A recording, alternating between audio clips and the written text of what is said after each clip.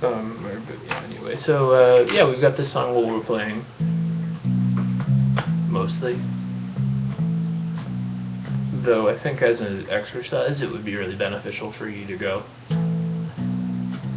That's not an efficient bass line. It's not an efficient hand movement, but the point is an efficiency right now. It's making it sound good, which is something that, do it. Just that's not unusual at all for a bass player to do. And similarly, this is really important when you're playing like major scale. Sometimes you can go, and it keeps you centered for a whole different type of fingering than just doing that one single time of 2 index finger notes. It keeps you in your that spot versus being trapped on this, which only really lends itself to single notey type of phrasings. So alternate major scale fingering for G. Just for those notes, you know, and then whatever and then you can do the same thing on the high string if you wanted. But the point is that you can go, you know, or whatever. It keeps it, so just that locks you into single notey stuff. But there we were. So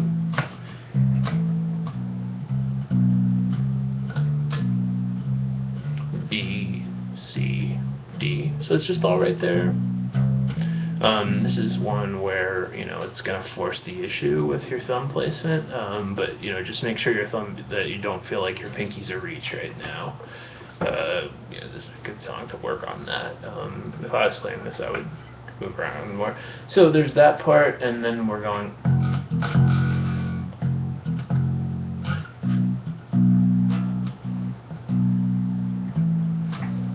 So I'm not saying there's 0 place to do this. If you were going to do it, you might do it for like you might play the low part for the intro and then do that during the verse. Be like, then he starts singing and be like, or something. So for the original bass line you heard has its place, but dynamics up, dynamics down is kind of what we're working on. That's everything we did in this song, right? Yep. Okay, so we've got our mysterious E5 song, Yes. which, can you play me a couple seconds of this to remind me how it goes?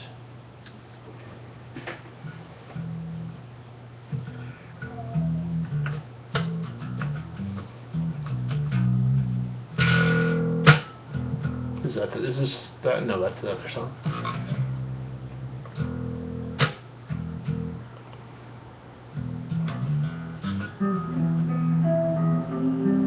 Oh yeah, right, sure. So yeah. So yeah, that's the stuff we talked about. Is playing with with the kick drummer, and he's going. So you have a lot of room to explore where you want to put your double notes, and then secondarily I'll talk about how we would ghost note this, which isn't, you know, to hit like so we're going that's if I hit all of them, but you know sometimes the phrase like just lets itself go, so it might be something like, or you know, just like let the E ring, or just go, or something like that. And so there's just our basic, what am I going to do with these first 3 notes? So then before we spread out, here's how you would ghost. It would go ba-dum-dum, ba-dum-dum, ba-dum-dum. And that would sound really good. So I would throw that in as a variation, you know. That's going to sound way more like normal bass playing, or I should say professional, or whatever, the thing we mean. Cool, and then we were going, the reason we were doing it here,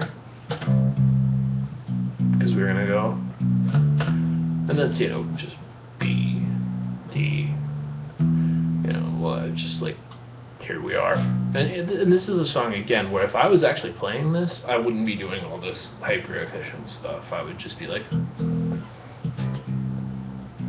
probably just same as you.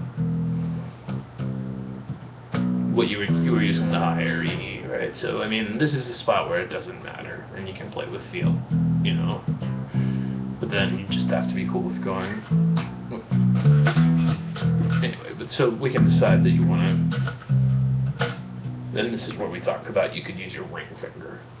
If you're going to do that, it's going to go open, ring, ring again. And that lets you slide to it.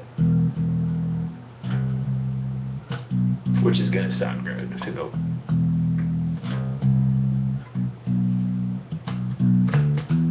And then we had some where does this all go stuff. So we're going 1 and 2 and 3 and 4 and 1 and 2 and 3 and 4 and 1. And so that's the part where it would, on that one you were kind of like, how long do I let it ring? So yeah. Bum bum bum bum bum bum bum. Then you gotta hit the 1 for sure. So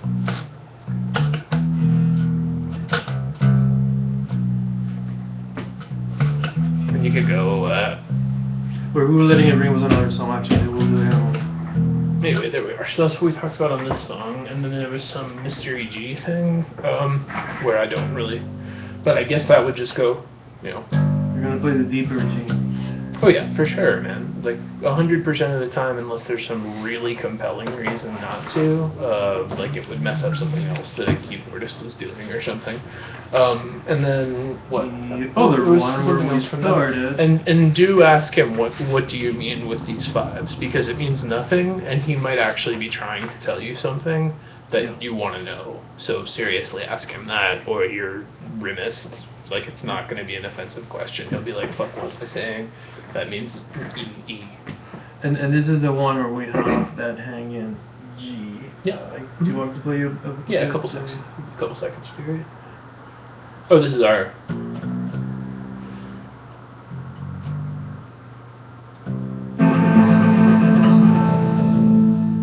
Oh, it's bum, bum, bum, bum.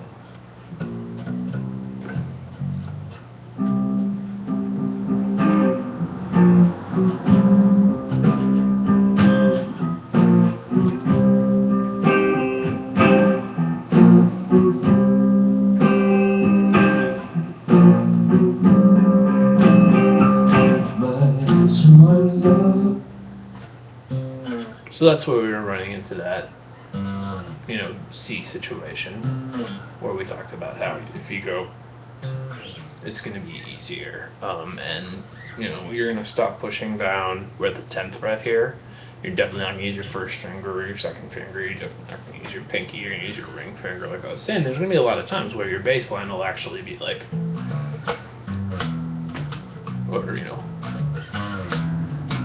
or you like actually as a main part of the thing. But here we're just going, and you can't really do it carefully, but we're going to stop pushing down around the 4th or 5th fret as opposed to getting to the 2nd fret. What you're prone to doing is going and like ending on B, or we're trying to just go. And if, you know, it's not, we should be, or excuse me, we should be able to do it here too. And if you were going to do it there, you'd want to end around the 2nd fret exactly. Like,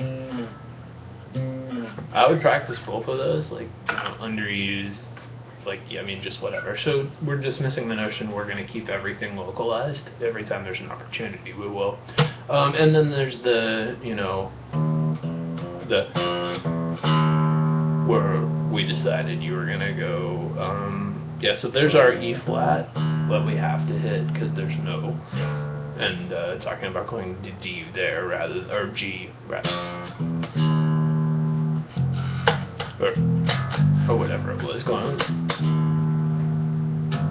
Yeah, to that one. And then, so, and this entire thing then takes place with 1, 2, 3, 1, 2, 3 at frets. 1, 2, 3, 1, 2, 3. There's never been a better opportunity in the history of fingers to not end up on your middle finger or whatever. And that's the main thing that we want to just like never do again on sheer strength of will.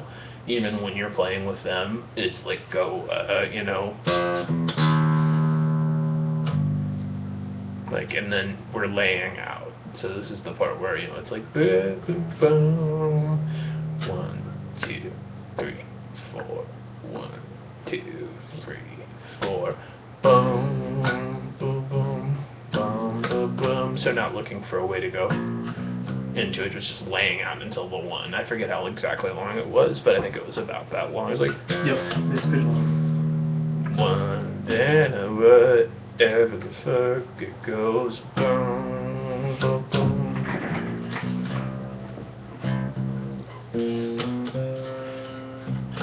I might do that every once in a while, like maybe exactly in the intro, like go.